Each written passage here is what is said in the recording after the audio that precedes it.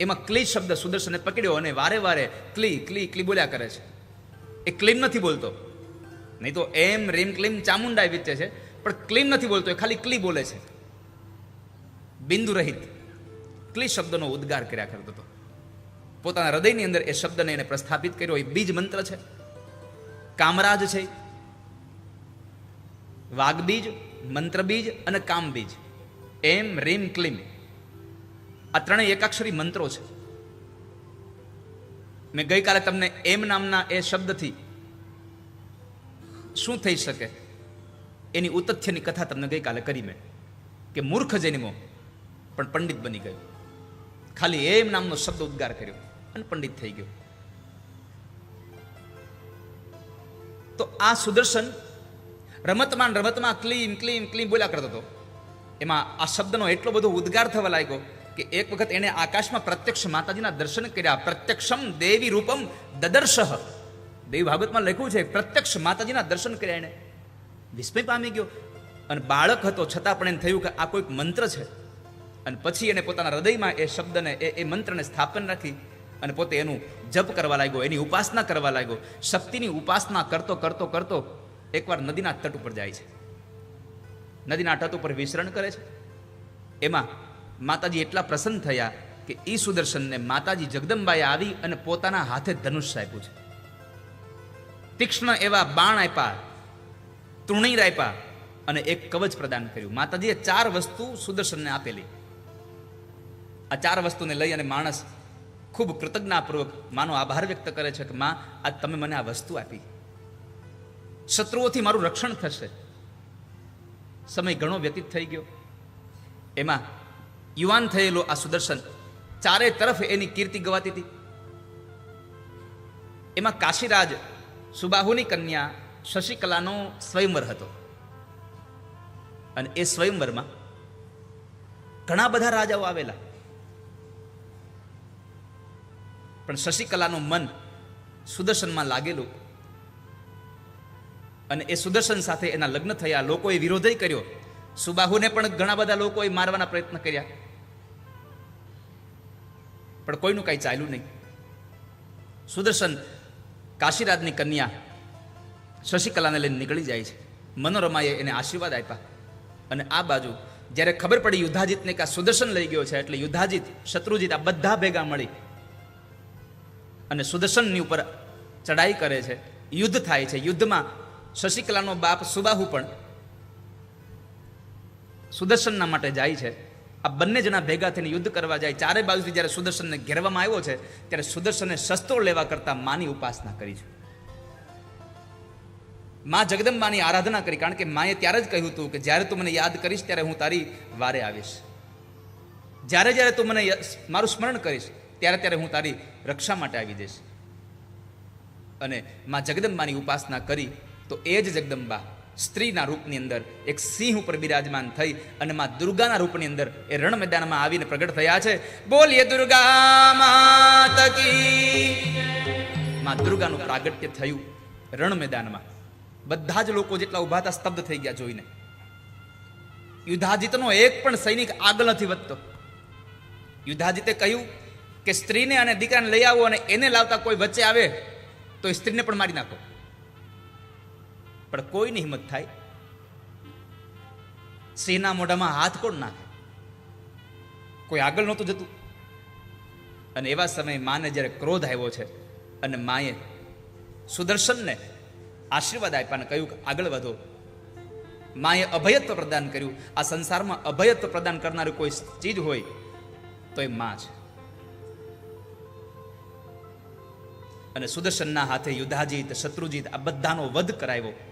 માં જગદંબાએ સાથે રહી અને યુદ્ધાજીત અને શત્રુજીતનો વધ કરાવી અને સુદર્શનને વિજયી બનાવ્યો. અને પછી સુદર્શન પોતાની પત્ની શશિકલાને સાથે લઈ અને અયોધ્યામાં આવે અને એ જગ્યાએ વશિષ્ઠ બાપજીએ એનો રાજ્યાભિષેક કરાવ્યો છે. પણ અગત્યની વાત એ છે કે અયોધ્યામાં સુદર્શનનું રાજ્ય હતું અને એનો સસરા એટલે કે સુબાહુ એને કાશી માતાજીની પાસે જ્યારે રણ મેદાનમાંથી વિદાય લે છે ત્યારે માતાજીને એટલી પ્રાર્થના કરી કે માં તમે સાથે ચાલો, તમે અમારી સાથે ચાલો. અને જ્યાં સુધી સૂર્ય અને ચંદ્ર રહે ત્યાં સુધી માં તમે કાશીમાં બિરાજો. માતાજી કાશી ગયા છે, ત્યાં આગળ મંદિર બનાવડાવ્યું, બ્રાહ્મણોને બોલાવી અને સુદર્શનના સસરા સુબાહુએ કાશીમાં માં ભગવતી દુર્ગાના મંદિરની પ્રતિષ્ઠા કરાવી. બ્રાહ્મણોએ પ્રતિષ્ઠા કરી અને એ પ્રતિષ્ઠાના સમયે સૌ લોકો આનંદ અને કિલ્લોલ કરી રહ્યા હતા. કારણ બધાને અભયત્વ માં જગદંબાએ આપ્યું. અને એટલા માટે તમે બધા તમારી ભાષામાં ગાઓ છો, અંબા અભય પદ દાયની રે, અંબા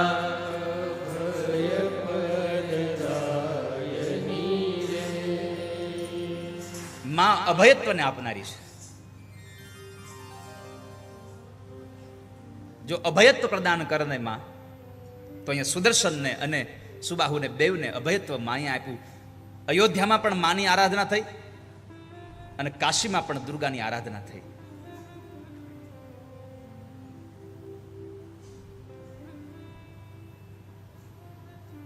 તો જે માં અભયત્વને આપી રહી છે એની ઉપાસના અનન્ય ભાવે કરવી જોઈએ માણસે. જેમ મીરા કહે, મેરો તો ગિરધર ગોપાલ દૂસરો ન કોઈ. વૈષ્ણવી પરંપરામાં અનન્ય ભાવ બહુ છે, અનન્યતા બહુ હોય છે. અને ભક્તનું પહેલું લક્ષણ છે અનન્યતા. અનન્ય ભાવ હોવો જોઈએ કે હું જે ભગવાનને માનું છું એ જ મારા માટે સર્વશ્રેષ્ઠ છે, બીજું કોઈ નહીં. એનો અર્થ એવો નથી કે તમે જે ભગવાનને માનો છો એના સિવાયના બધા ભગવાનની તમારે નિંદા કરવી, એની ખોટી વાતો કરવી. આ ભક્તનું લક્ષણ નથી. તમે તમારા ભગવાનને મહાન માનો છો તો બીજા તમારા કરતા હાવ તુચ્છ છે આવું ન માનવું. તમે બીજાને ન માનો એ તમારી મરજી છે, પણ બીજા નથી જેવું ન માનવું જોઈએ માણસે. અનન્ય ભાવ રાખવો જોઈએ. મારા ઈષ્ટદેવ સિવાય મારું બીજું કોઈ નહીં. તમે કદાચ પાંડવ ગીતાનો શ્લોક બધા બોલો છો કે તમારા ભગવાન જ બધું તમારું છે.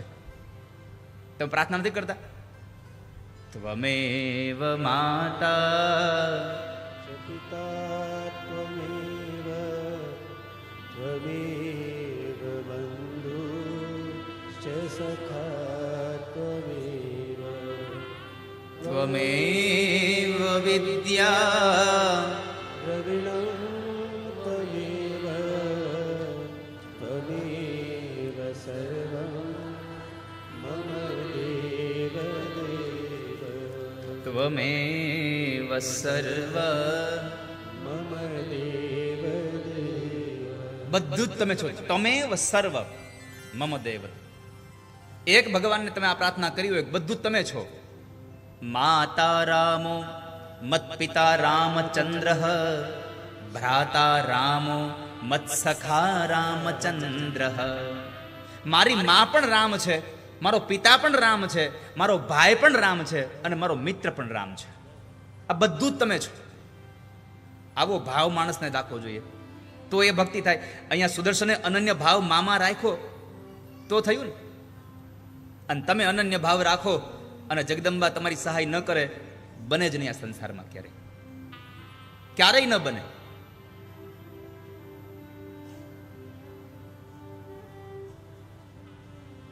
જ્યારે પણ તમે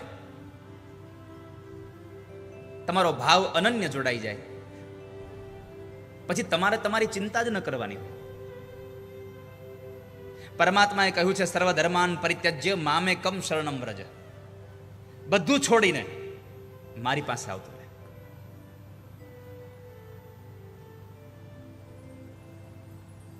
બધું મૂકીને જવાની વાત કરી છે, પણ આપણે તો બધું ભેગું લઈને જઈએ. મંદિરમાં જઈએ તો બધું ભેગું હોય, કથામાં જઈએ તો ભેગું હોય. અરે કથામાં નીકળતા પહેલા આપણે યાદ કર્યું હોય, બીડી ભૂલાઈ નથી ને ઘરે, બીડી નથી મૂકીને આવતા. તો પરમાત્માએ બહુ લાંબો સમય નથી થયો. આપણું દ્વારકા પાસે ઓખા બંદર છે, સત્ય ઘટનાનો પ્રસંગ છે. અને એ હાલ એ કાઠિયાવાડમાં સાગર કિનારે એક જૈન વણિક પરિવાર રહેતો હતો અને એ પરિવારના વડીલનું નામ હતું ઝવેરચંદ.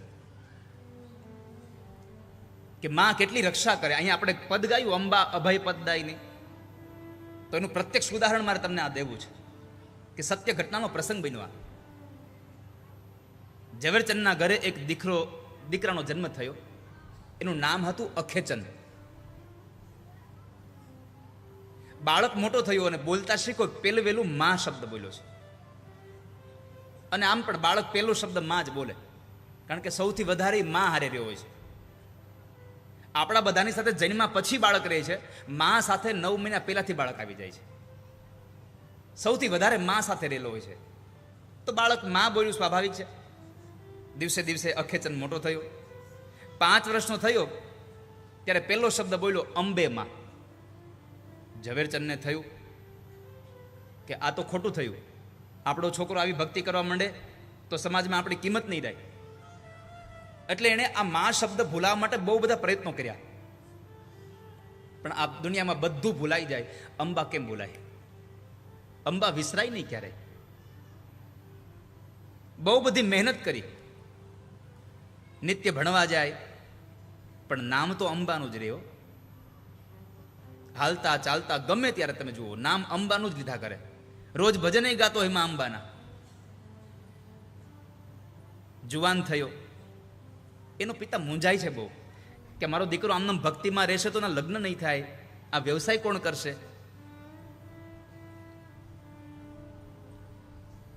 ભજનનો રંગ વયો જાય ને એટલા માટેના પ્રયત્નો કરે છે. ઝવેરચંદે પોતાની પત્નીને કહ્યું, સાંભળ્યું, આ દીકરો આટલો બધો ભજનમાં રંગાઈ ગયો છે, સમાજમાં આપણી નિંદા થાય છે. મા બાપ થાકી ગયા, પણ અખેચન ઉપર કઈ એની અસર પડી નહીં. એ તો અંબેમાં અંબેમાં અંબેમાં બોલતો જ રહ્યો. ઝવેરચંદે વિચાર્યું કે લાવ એક કામ કરું, આને હું પરદેશ મોકલી દઉં. આને હું પરદેશમાં એને વિદ્યા અને વ્યવસાય માટે મોકલી દઉં, એટલે કદાચ એ વ્યવસાયમાં લાગી જશે, એટલે પછી નામ ભૂલી જશે. વાહન તૈયાર કરાવ્યા.